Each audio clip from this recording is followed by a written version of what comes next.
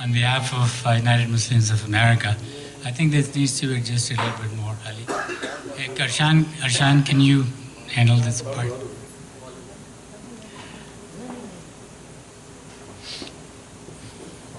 I know I'd seen some of you last night, so must be tired, and I do sincerely appreciate you coming over here.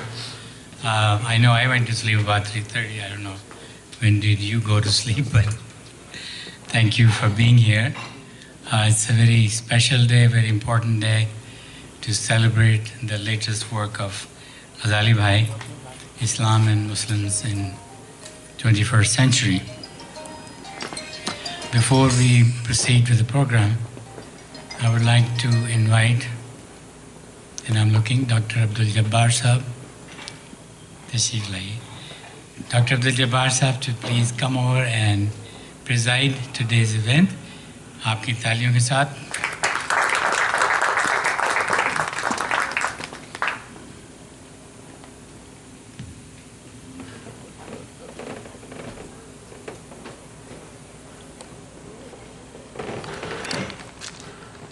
Now comes the challenge. The gentleman who is our guest of honor today is also the photographer and videographer of this program. So I would like to invite Janab Ghazali Sahab to come to the stage.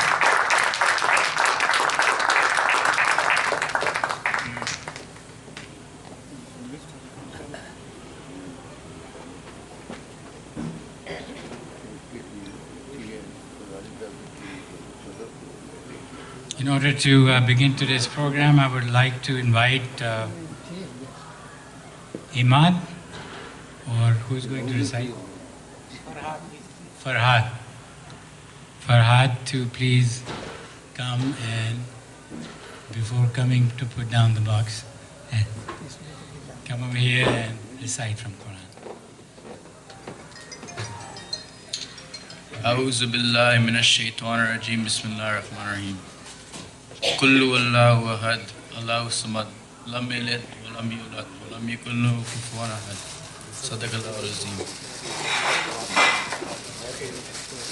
Thank you. Dear friends,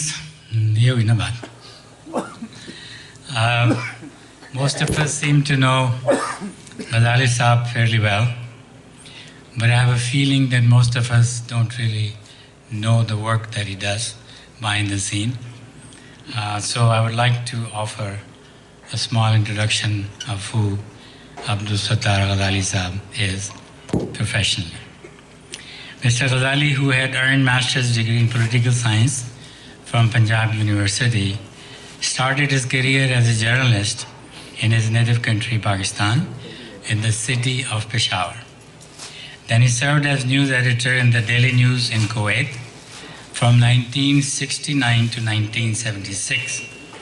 After serving in various capacities there, he retired from Kuwait Television English News in 1998 as editor-in-chief. Ghazali Sahab has authored 7 books, including the one we are here to talk about today. He has contributed chapters to several books. He has written extensively on the Middle East, South Asia, and American Muslims. Currently, he is working as a freelance journalist, the executive editor of the American Muslim Perspective, and the chief editor of the Journal of America. Please join me in acknowledging the work of Ghazali Sahab by putting your hands together. And thank you so much. Ladies and gentlemen, it's my honor to share with you the note sent by Mr. Jesse Ortiz, who could not join us in person today.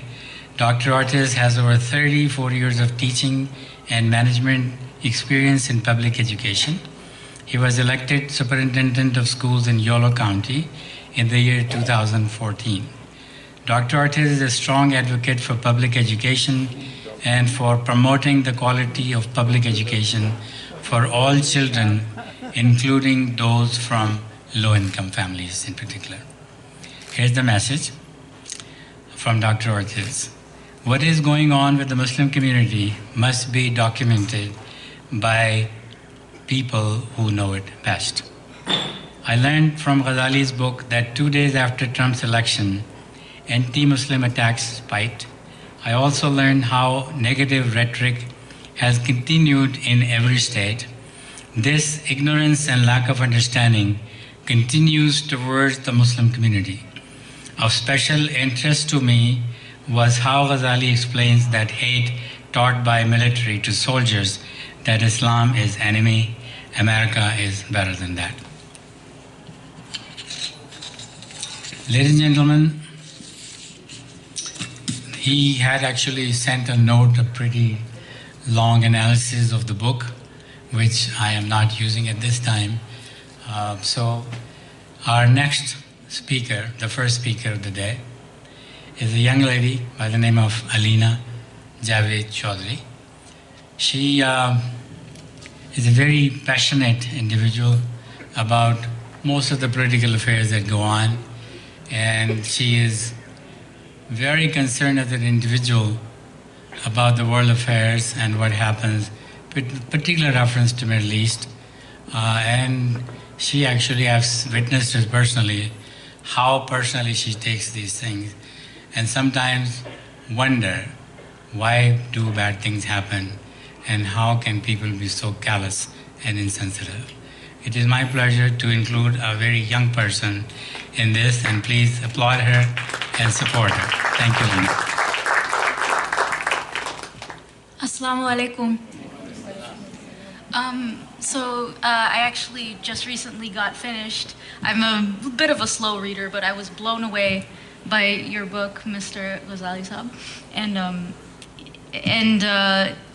I mean, of course, I knew that there has been a lot of anti-Islamic rhetoric going on in the US, but I didn't know exactly how far and how deep it went. And I feel like your book did a wonderful job of dissecting things, seeing the nuance and all of these perspectives and how they came to be, how they were formed, particularly by the U.S. government as well as other Western powers, and how much money and power was actually involved in the shaping of these ideas. And I feel like even amongst young Muslims I know myself in the community, they understand that this anti-Islamic rhetoric is wrong, of course, and they try to prove it, but a lot of them also don't seem to understand how far and how deep it goes. It's more than just, you know, bad names and bad words said to your face, but it's really shaping the entirety of the Middle East, entirety of Muslim countries, and it's also shaping how we ourselves treat and address our own people in these especially impoverished areas. And we often speak with lack of compassion, lack of understanding to how they got into this kind of condition, uneducated conditions or impoverished conditions. We look down on them like saying they're backwards. So we're kind of falling into that same trap, while we're also trying to fight for people to understand that Islam is not bad. But so I really think that everyone should take a read of this book and books like it to truly understand where all of this rhetoric is coming from and exactly the kind of damage that it does. Thank you.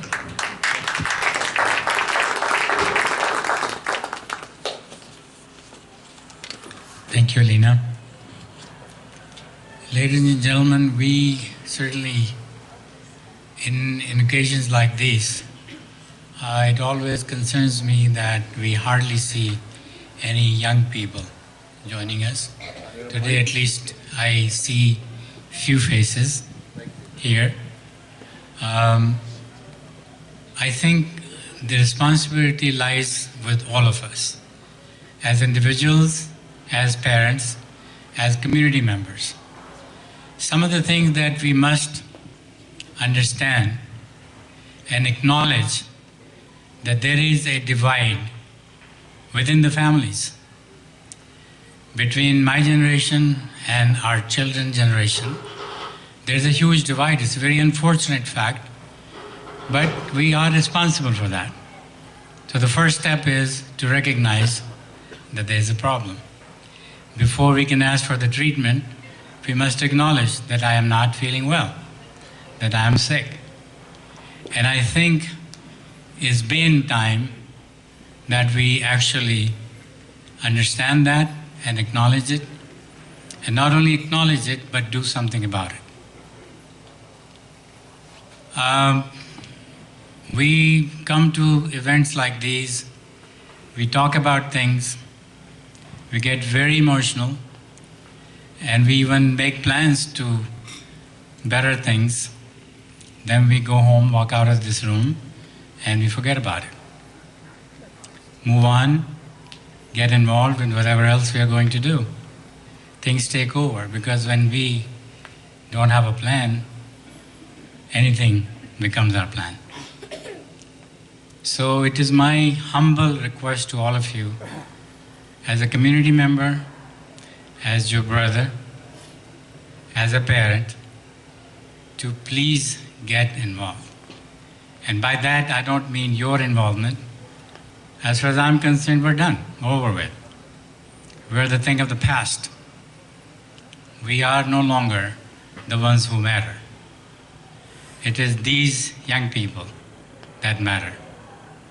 People on my right and left. And these are the peoples who have to live in this society, who will have families, and those families will have to live in this country. They didn't choose this country. We did it for them. We brought them here. We created them. They are here today not by their choice, but because we created that choice for them. So the question arises, what kind of country are we leaving for them? And that's a serious question. I just wanted to take a couple minutes to draw your attention to the fact that we are the responsible party, we are the guilty party, and it's time that we admit that and do something about it and work with our youngsters. And if they don't like to talk to us, find out why not. Make an effort, apologize if we have to, and bring them here. Bring them to take command. Bring them to take charge. Bring them to take charge of the future, not only for themselves, but for everyone in the community. As Muslims, whatever was happening, read Ghazali Saab's book, and it'll make you cry. It made me cry. Because I know all the facts that he has documented. He has, God knows how many hours he has spent on collecting these documents and facts. And he's a very authentic writer, because he doesn't write things just because he thinks it should be written down.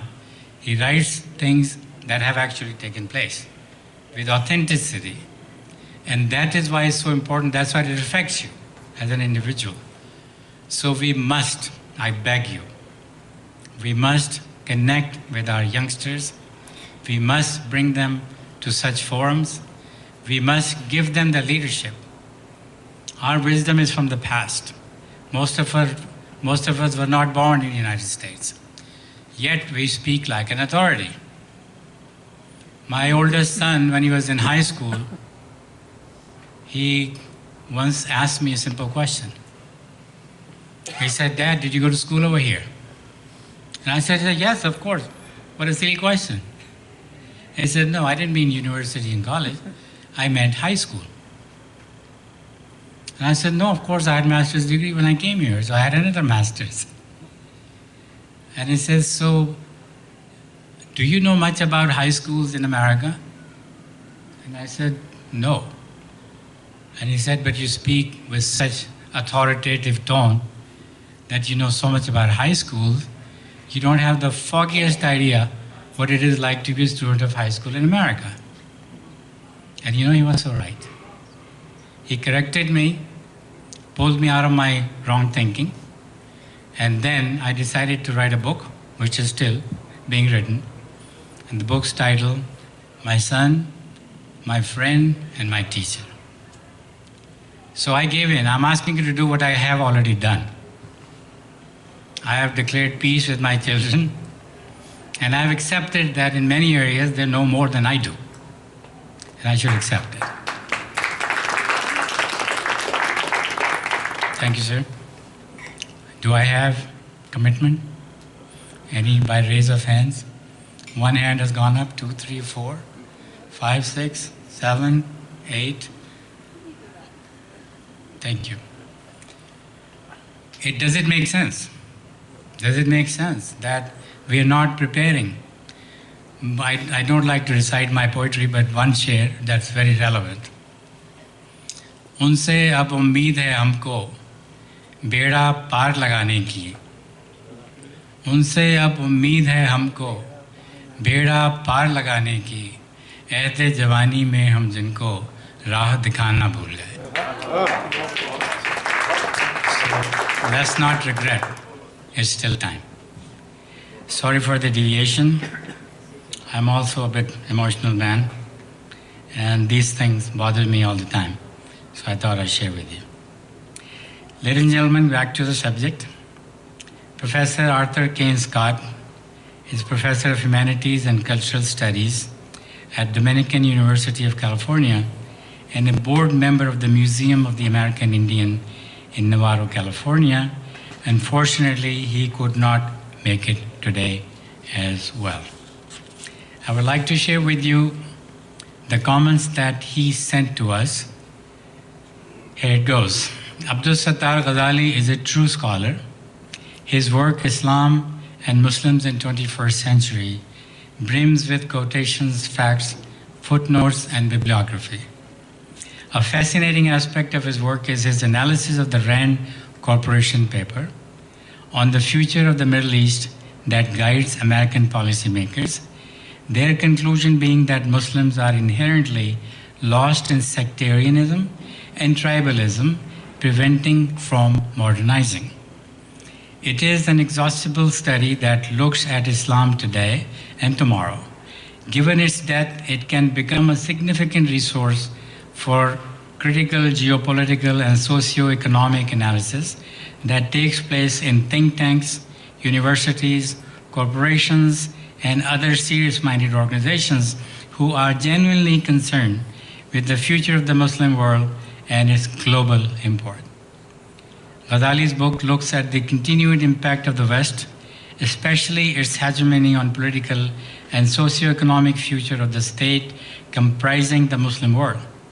This Western dominance stems from West's dependence on critical resources that exist there. Middle East oil, and today, Afghan minerals. As a consequence, the West has been very adept in game of realpolitik in which it divides and rules one group off against the other. The geographical as well as sectarian political complexity of the Middle East makes the political strategy easy to implement. The other significant thread of Western control comes in the form of Orientalism. In this worldview, the West is presented as superior with its science, rationality, technology, and information systems. The Islamic world, on the other hand, as backward, religious, tribal, and broken, requiring tutelage and guidance. A powerful Ghazi quotation is, and here's the quote, there are 57 Muslim states representing 23% of the world resources, but they are all minor players on the world stage. So here's the fact, that's God-given, and the other piece talks about what we have made of ourselves. Making Muslim countries more vulnerable in that since the time of Nasser, they need to be drawn to other religious authoritarianism or military rule. The Gulf region, Egypt, Turkey, Pakistan, and Iran are classical examples. The Arab Spring, although an attempt to democratize, I'm not being able to say that word, failed miserably because of these embedded authoritarian forces who are determined to maintain the status quo and resist any socioeconomic changes that endanger their position. The real story, however, is that many of these regimes are shored up by the West, who prefer authoritarianism to democracy as a polity easier to control, besides making billions through sales of military hardware, with US leading the way, Saudi Arabia in particular. I'm sure what comes to mind to all of us is Mr. President Trump showing the weapons and billions of dollars of contract with Saudi Arabia. Another theme that is in play in the shock doctrine elaborated by Naomi Klein, the socioeconomic and religious/sectarian division characteristics of this part of the world has been magnified and exploited by outside forces through a series of indefinite proxy wars conducted primarily by Moscow and Washington, which keep Muslim countries in Middle East and North Africa perpetually divided. Syria, Afghanistan, of course, being the best illustrations, millions of Muslims are literally in perpetual shock as their families, homes, futures are being shattered in a game of thrones that serves the West in terms of resources. In conclusion, I recommend Muslims and Islam in the 21st century unconditionally. There is so much to be learned and uncovered within its pages. It's a literal treasure trove of insights about the global future and reach of Islam and Muslims as they and the world move deeper into the complexity of the 21st century. Ladies and gentlemen, our next speaker, because of the absences, I'm a little bit out of whack here. Our next speaker is Ms. Samina Sundas. She is the Executive Director of American Muslim Voice. Please welcome Mrs. Samina Sundas. Assalamu alaikum. Islam in the 21st century challenges conspiracies and chaos is a gift to Muslim Americans from Abdus Sattar Ghazali. I'll be sharing my thoughts on Islam and Muslims in the post-9/11 era and RAND report. Just 5 days after the September 11, 2001 terrorist attacks, President George W. Bush called this war a terror, a crusade for which he later apologized as a verbal slip. Yet his policies, like the Patriot Act, INS Special Registration, Clear Act, Victory Act, proved it was not a slip. The explosive term and his policies were guaranteed to incite and anger Muslims around the world. And that was followed by protest everywhere. After 9/11, President Bush found an opportunity to attack Iraq, even though there was no connection between 9/11 and Iraq, and no Iraqi weapons of mass destruction were ever found. 15 years later, we are still in Iraq. On March 18, 2004, RAND Corporation issued a report describing how United States and its allies can best counter the destabilizing forces of the radical Islam by gaining a better understanding of the broad image of views among Muslims that make some potential allies and others determined adversaries. The study calls for a strategy that can distinguish between Muslims with whom peaceful relationships and dialogues are possible and the extremist Muslims whose values are fundamentally incompatible with democracy and the contemporary international order. The United States and its allies needed to be more discriminatory the way they perceive and interact with the groups who call themselves Islamic, said Cheryl Bernard, a RAND analyst, the author of the report. The term is too vague and it does not really help us when we are looking to encourage progress and democratic principles while being supportive of religious beliefs. The report is titled Civil Democratic Islam, Partners, Resources, and Strategies. It describes a number of key topics or markers issues, such as democracy, human rights, Islamic criminal penalties, women's rights, women's role in society, jihad, the status of minorities, and the principle of an Islamic state that reveal groups' underlying ideology. By comparing the position groups hold on the markers, issues with orthodox Islamic beliefs, the report concluded the more extreme groups often take positions that are clearly contrary to the Islam, although they claim to repeat it. The report assigns groups and individuals a position along a spectrum based on their values, with radical fundamentalism and at one end and the radical circularism at the other. Most groups fall somewhere in between and can be classified as circularist or modernist, traditionalist, and radical fundamentalist. A key characteristic of the radical fundamentalist is their open and aggressive hostility toward the United States and the West, coupled with the goal of damaging and destroying democratic societies.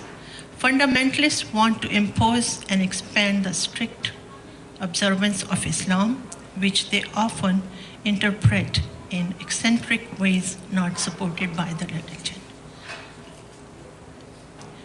Though force through violence, terrorism, and any other means necessary, the report says, traditionals tend to concentrate on keeping their community and families within a pious Islamic framework. They tend not to challenge the often uncomfortable with modernity and many of the education, even about the principles of their own religion, relying instead on superstitions and local traditions. In many places, they have contributed to intra and not helped their societies prosper and progress. Modernists and circularists are more closely aligned with the West in their values. The report says the most effective approach to engage the Islamic world might include a strategic combination of the following elements. Support the modernists first to gain awareness and compete with their powerful fundamentalists of Islam and the appeal of its bold and aggressive stance of young people. The West can help modernists disseminate their views to mass audience through a variety of vehicles. Those include education, the media, books, radio, TV, newspapers, and websites, businesses, independent civic organizations, and civic society fundamentalists receive massive financial backing from radical sponsors. The West should help playing field and making alternative views of Islam available to Muslim audience. I don't know how many of you have actually gotten to know your fellow Americans. I have seen this truly in action, because if you go out, you really don't know in the beginning if people are trying to help you, whether they really understand what you're trying to do and support your work, or they have their own agenda. And that is so hard to determine. In the beginning, I remember when we were trying to look for funding, in Sacramento, one Japanese American called us and said, I can help you get this grant. And this grant is for $50,000. We have never got any grant. So for us, just, that sounded wonderful. But more we learned about him, the more scared we got that this does not sound right, because he didn't want any of the information from us. He just wanted us to just give him information, who we are, who our board members are, and then he said he will give us the grant. we literally got away from them because all of a sudden we realized we really have no experience with these kind of people. So when you work in the mainstream, you really have to be very, very careful because we want to further our agenda, but we do not want their agenda imposed on us. This is something very important. And I think we need to be thankful to Ghazali Sahab for really educating us about that. Thank you.